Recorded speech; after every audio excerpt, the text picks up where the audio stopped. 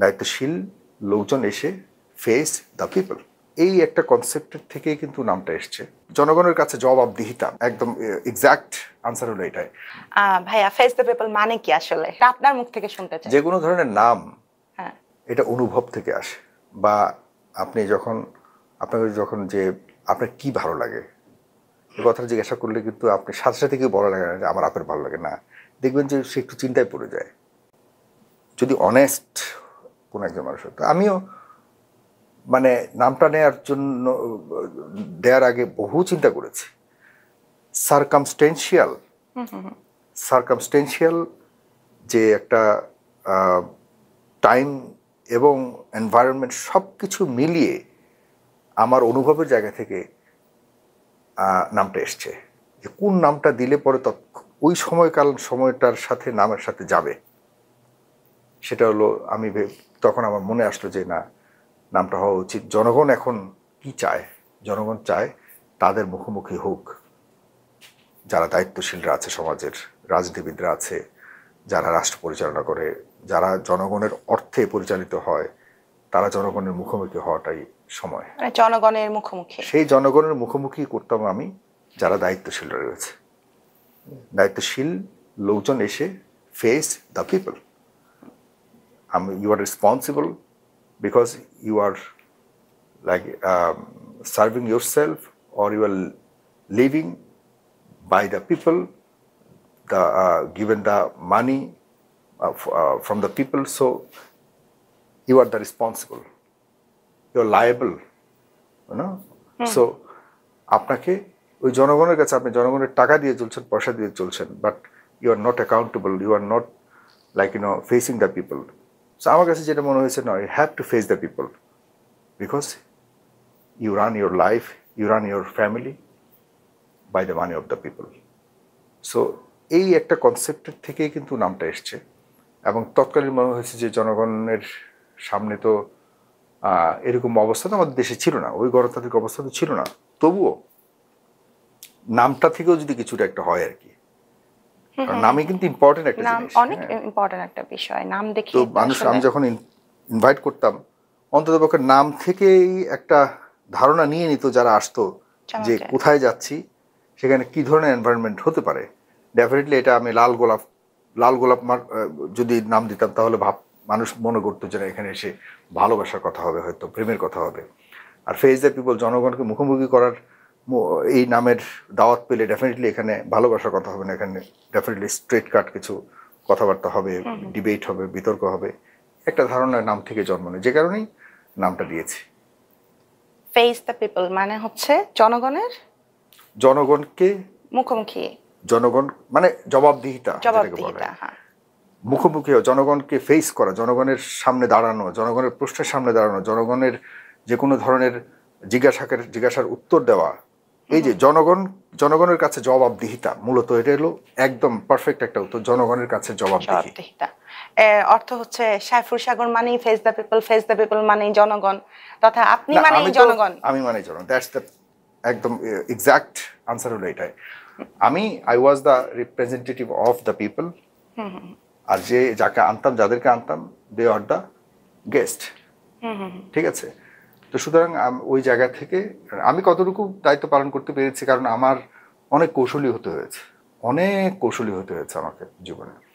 কারণ আমি যখন কোনো একটা প্রশ্ন করতাম, এই প্রশ্নটা যদি যেত আওয়ামী লীগের পক্ষে প্রশ্নটা, কারণ আমি একটা জিনিস করতাম, এই জায়গাতে আমি খুব বেশি ছিলাম, একটা নৈতিকতার জায়গাতে আমি খুব অটুট ছিলাম, যে আমি কোনো দল পছন্দ করি আর না করি, আমি যখন কাউকে প্রশ্ন করব ওইখানে আমি আমার অপছন্দের জায়গাতেও যদি যেতে হয় সেখানে আমি আমাকে বসাবো। তো যেখানে আমি ধরেন কথার কথা আজকে 3 পার্টি থেকে 3 জনকে ডাকলাম, আওয়ামী লীগ, বিএনপি, জাতীয় পার্টি। তো এখানে মিসিং আছে বড় দলের মধ্যে কি, ধরেন জামাত ইসলাম, অথবা জামাত ইসলাম বাদ দিন, 3 জন আসার কথা ছিল, বিএনপি আসলো, আওয়ামী লীগ আসলো, জাতীয় পার্টি আসে নাই। তখন আমি আমার নিজেকে জাতীয় পার্টির জায়গাতে বসাই দিতাম, যে জাতীয় পার্টি থাকলে কি প্রশ্নটা করতো, আমি ওইখানে বসিয়ে ওই জাতীয় পার্টির হয়ে কথাগুলিকে আমি বলার চেষ্টা করতাম, এবং আমার জনগণের পক্ষ থেকে আমি প্রশ্নগুলো করতাম। আমি যখন বিএনপিকে প্রশ্ন করতাম তখন আমি আওয়ামী লীগের মধ্যে বসাতাম নিজেকে, যে আওয়ামী লীগ আসলে বিএনপিকে কি ধরনের প্রশ্ন করবে আমি সেখানে বসতাম। আবার আওয়ামী লীগকে যখন প্রশ্ন করতাম তখন আমি বিএনপির মধ্যে বসাতাম। প্রবলেম হলো যখন আমি যাকে প্রশ্নটা করি আমি মানে অপোজিট সাইড থেকে প্রশ্ন করি এবং আমি প্রতিপক্ষ হয়ে প্রশ্ন করি, এবং যাকে প্রশ্ন করি তার যারা ফলোয়ার্সরা আছে তারা মনে করে যে আমি তার শত্রু। তারা কি করতো, তারা মনে করতো আমি যখন বিএনপির কাউকে প্রশ্ন করতাম তখন আওয়ামী লীগের লোকজন বা বিএনপির লোকজন মনে করতে দেখছে সাগর হলো আওয়ামী লীগের দালাল, কারণ সে তার ওই অংশটুকু দেখে আমাকে জাজ করে ফেলতেছে।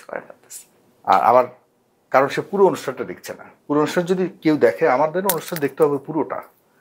আমাদের অনুষ্ঠান পার্ট দেখে কখনোই আমাদের ফেস দ্য পিপলকে যেমন জাজ করা যাবে না, আমাকেও জাজ করা যাবে না, কারণ আমরা রিয়েল জার্নালিজম করার চেষ্টা করেছি আমি, এবং আমি আমার অনুভবের জায়গা থেকে করার চেষ্টা করেছি। আমি কখনোই ওই মানে pretending to be something which is I am not. You are very empathetic, right? So আমি ওই জায়গাতে কখনোই ইয়ে করি না। আমি সবসময় আমার রিয়াল একটা সেন্স থেকেই কথা বলবার চেষ্টা করেছি, আমার মনে যেটা এসছে সেটা নিয়ে কথা বলবার চেষ্টা করেছি। এর কারণে কিন্তু অনেকেরই আমি শত্রু হয়েছি। অনেকে আমাকে অপছন্দ করতো যে না সে অমুকের দালালি করে, তমুকের দালালি, এই ধরনের কথা সবসময় বলতো। টক শোতে তো দেখেছি অনেকবারই যে দুপক্ষ যখন একদম টান টান উত্তেজিত হয়ে যায় তখন যে আপনি দুপক্ষকেই কন্ট্রোল করে থামিয়ে দেন, এই বিষয়টা কিভাবে আপনি ম্যানেজ করেন? মানে এটা তো খুব গুরুত্বপূর্ণ একটা ইস্যু এবং খুব ভায়োলেন্টও হয়ে যায় তারা একদম। আমরা দেখেছি টক শো গুলোতে খুব ভয়ঙ্কর পরিস্থিতি, মনে হয় যে সামনে থাকলে হাতাহাতি হয়ে যাবে এরকম একটা বিষয়, কিন্তু আপনি সুন্দর করে ম্যানেজ করছেন, থামিয়ে দিচ্ছেন। শত আমাদের তো মনে হয়, আমি যদি ভুল না করি, কত 5-6 হাজার পর্ব হয়েছে না? হ্যাঁ, হয়ে গেছে, 5-6 হাজার পর্ব হয়ে গেছে। কিন্তু কারণ যদি 5 বছর 365 কখনো ডেইলি 2-3টে পর্যন্ত করেছি লাইভ টক শো, এমন যে রেকর্ডিং লাইভ। সুতরাং মানে এতগুলি অনুষ্ঠান করেছি, তার মধ্যে এত ঘটনা হয়েছে, জীবনে এত ঘটনা হয়েছে যেগুলি কি বলবো। আমার অনুষ্ঠান পরে আমি নিজে দেখলে বিব্রত হতাম যে কি হলো এটা। এরপর কত ম্যানেজ করার চেষ্টা করেছি, এর মধ্যে 2-1টা ছাড়া সবগুলোকে আমি কিন্তু হ্যান্ডেল করবার। হ্যাঁ, সেটাই বলছি, মানে এটা কিভাবে 2-1টা ছাড়া, এক্সেপশনাল 2-1টা, ওই 2-1টা নিয়ে এখনো পর্যন্ত আমি বিব্রত বোধ করি। এখনো এগুলি মাঝে মধ্যে এত ভাইরাল হয়। আমাদের দেশে তো আসলে নেগেটিভিটি খুব বেশি প্রচার হয়, ওই ধাক্কা এখনো পর্যন্ত মাঝে মধ্যে কয়েক বছর পরেও মাঝে মধ্যে দেখি। হ্যাঁ, একে অপরকে গালাগালি করতে। আমি একটা জিনিস আপনারা হয়তো অনেকে জানেন না, একটা জিনিস আমি কখনো করতাম না, এটা হলো আমি কাউকে জোর করে আমার মানে অপছন্দের কারণে আমি কাউকে কথা বলতে না দেওয়া, না আপনি কথা বলতে পারেন না এইটুকু আমি করতাম না কখনো। হ্যাঁ, আনলেস আনটিল যে এটা ইনটলারেবল সিচুয়েশনে চলে যায় ফর বোথ পার্টি।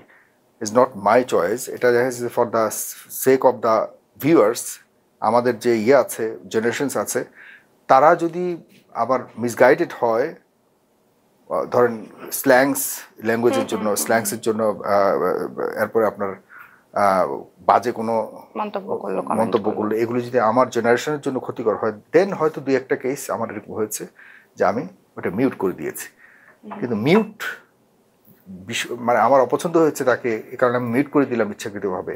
আপনি তো জনগণ, রাইট? তো জনগণের সুবিধার্থে আপনি মিউট করেন। এটা আমি কখনো না মিউট করিনি ওরকম ভাবে। 2-1টা স্ল্যাংস যখন দেখেছি কেউ ইউজ করেছে যেটা ইনটলারেবল পর্যায়ে চলে গেছে, তখন আমি 2-1টা আমি ইফ আই রিকল, আমার কাছে মনে হয় 2-1টার বেশি হবে না।